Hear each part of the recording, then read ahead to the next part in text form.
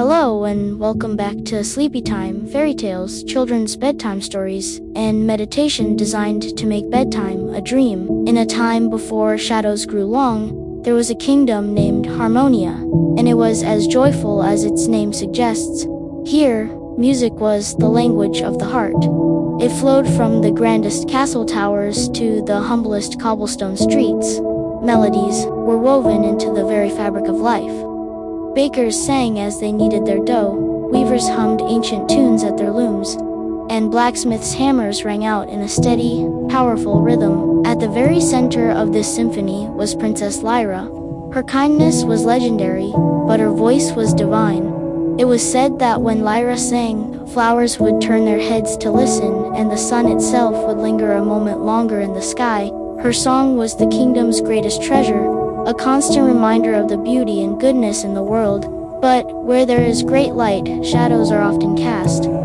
Far from the joyous kingdom, in the heart of the thorny deadwood, lived the enchantress Morwenna. Her heart was a shriveled thing, empty of all warmth and filled with a bitter jealousy for all she could not have.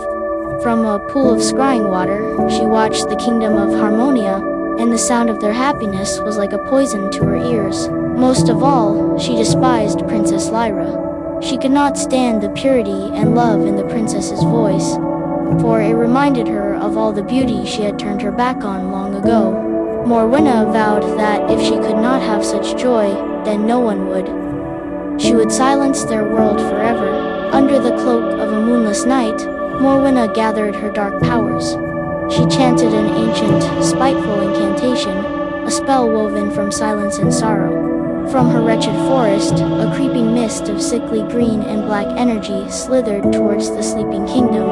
It was a silent, insidious plague. It seeped through keyholes and under doors, its tendrils wrapping around every source of sound. The magic didn't just mute the noise, it stole the very concept of music. Lullabies were stolen from mothers' lips, tavern shanties vanished from memory, and the grand royal anthem disappeared from the minds of the castle guards. The world did not just become quiet, it became empty, as if its very soul had been ripped away. The next morning, the people of Harmonia awoke to a world they no longer recognized. It was a hollow, oppressive silence that greeted them, a silence so profound it felt heavy, pressing down on their chests. They tried to speak of it, but even their words felt thin and meaningless without the usual musical lilt. Princess Lyra felt the loss most keenly. She, whose life was a song, was now trapped in a prison of silence. She tried to call to her birds, but only a voiceless breath escaped her. The music wasn't just gone from the air, it was gone from her heart. The kingdom fell into a deep despair. The vibrant colors of their world bleached to shades of gray, reflecting the emptiness they all now felt inside. Watching this slow decay of hope was Sir Gideon, captain of the Royal Knights. His loyalty to the crown was absolute, but his devotion to Princess Lyra was something deeper. He had long admired her, not as a subject to a royal, but as a man who saw a truly good and gentle soul. He remembered a time before the silence, at a festival where she had laughed, a sound like wind chimes, and playfully placed a daisy in the visor of his helmet. That memory was a stark and painful contrast to the sorrowful figure she had become. Every day, he watched her grow more distant, her inner light dimming, and his heart ached. The silence was an enemy he could not fight with a sword, a dragon he could not slay with a lance. One evening, as the silent twilight fell, Sir Gideon could bear it no longer. He could not stand by and watch as the princess and his kingdom faded into nothing. He knew that this was a battle that required a different kind of strength.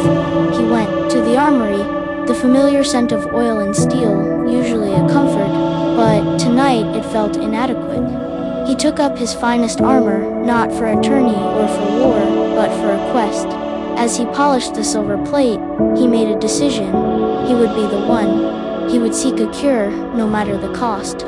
He would venture into the unknown, face any monster, and unravel any riddle if it meant he might hear her laugh just one more time. The next day, he strode into the throne room, his polished armor a lonely beacon in the gloom. He knelt before his king, whose crown seemed to weigh so heavily upon his brow.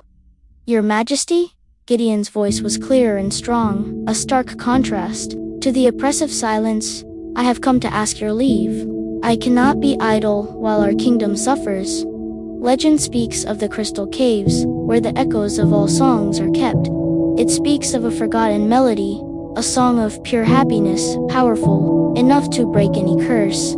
I do not know if these tales are true, but I must try. I vow on my life and my honor, I will not return until I have found this melody and brought music back to Harmonia. The king nodded slowly, too weary for words, but Princess Lyra lifted her head, and for a fleeting moment, a spark of light returned to her eyes, and so, Sir Gideon's quest began. As he rode out from the silent castle, there were no cheering crowds or fanfare to see him off, only the mournful whistle of the wind and the hollow clatter of his horse's hooves on the stone. He felt the weight of every silent prayer, every unspoken hope, settling upon his shoulders. He glanced back one last time and saw the princess in her window, a small, lonely figure in a vast, quiet world.